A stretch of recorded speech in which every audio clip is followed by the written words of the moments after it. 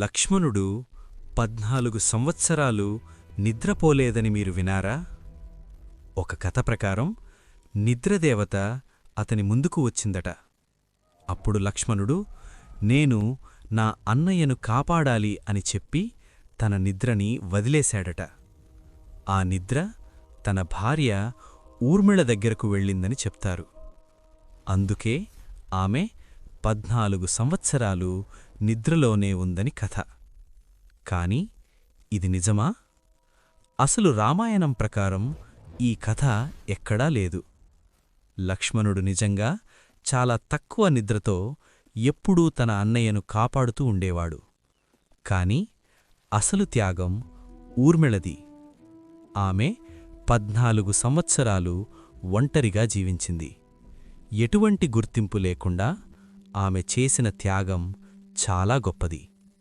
ఇది కేవలం ఒక కథ కాదు, త్యాగమంటే ఏమిటో చెప్పే ఒక ఉదాహరణ.